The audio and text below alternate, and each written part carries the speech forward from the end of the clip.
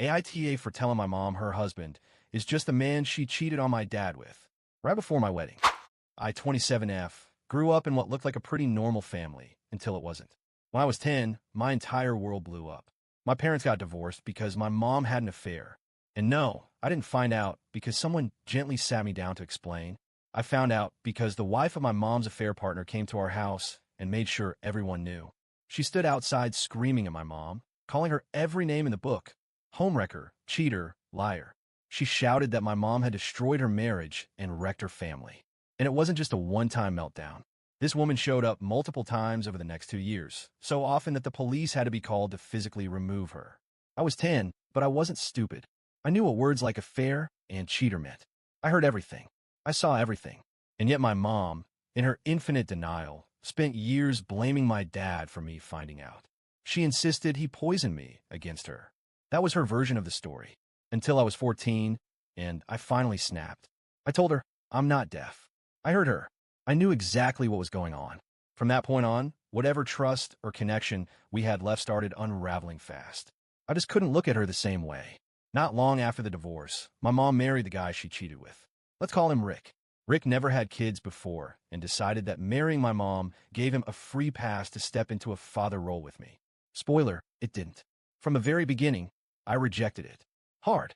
I told him straight up, you are not my dad. You never will be. I already have a dad. And unlike Rick, my dad was a real father. He loved me. He raised me. He showed up for me. He didn't betray me or destroy my family. Yes, I know that my mom was just as responsible, maybe even more. I'm fully aware that it wasn't just Rick's fault. But that doesn't change the fact that every time Rick tried to enforce rules or act like a parent, it felt like a slap in the face. Like the man who helped blow up my family was now trying to step in and fill the hole he helped create. It felt insulting. It felt fake. It felt wrong. I kept my boundaries firm. Anytime he tried to act like a parent, I reminded him exactly who he was. You were the man my mom cheated on my dad with. Nothing more. Then when I was 19, the worst thing happened. My dad died suddenly. It shattered me in ways I still can't fully put into words. He was my person, my anchor, the one constant in my life. Losing him felt like losing a part of my soul. And no, I didn't tell my mom or Rick. They found out after the funeral, and when they did, my mom absolutely exploded. She said I was cruel, selfish, heartless for not letting them be there to support me. But honestly, I didn't want them there. I didn't want my mom standing over my dad's grave with the very man she betrayed him with. The thought alone made my skin crawl. That day was for my dad, for the man who loved me, for the man who never abandoned me. It was not for them.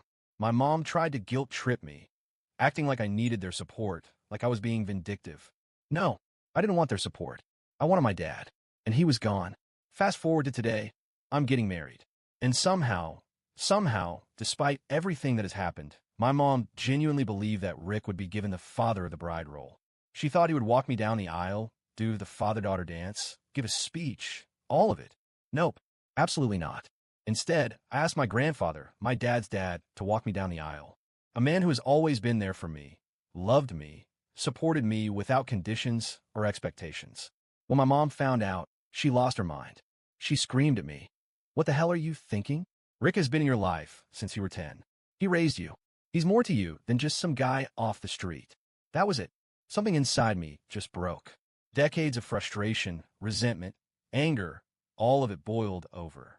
And I said, you're right, Mom. He's not just some guy off the street. He's the guy you cheated on Dad with. That's all he's ever been to me. Silence. Just pure, dead silence. For a moment, she just stood there, stunned. Then the screaming started. She called me cruel, vindictive, immature. She said I was stuck in the past, that I needed to grow the fuck up, and that I was punishing her and Rick for something that had nothing to do with me. Nothing to do with me? Really? I stared her dead in the eyes and said, this isn't punishment.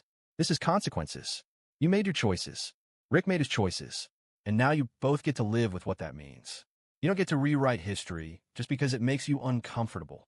She completely lost it. Full meltdown mode. Told me I was ungrateful, selfish, disgusting. That Rick had tried so hard to be there for me, and I was treating him like garbage. But here's the thing. Trying doesn't erase the past. Trying doesn't give you rights to things you didn't earn. Rick isn't my dad. He never was. He never will be. And pretending otherwise won't change what happened. I don't regret choosing my grandfather. I don't regret standing my ground, but I'll admit, a part of me does wonder if I was too harsh. If saying that line, "He's the guy you cheated on dad with," was unnecessarily cruel, even if it was true.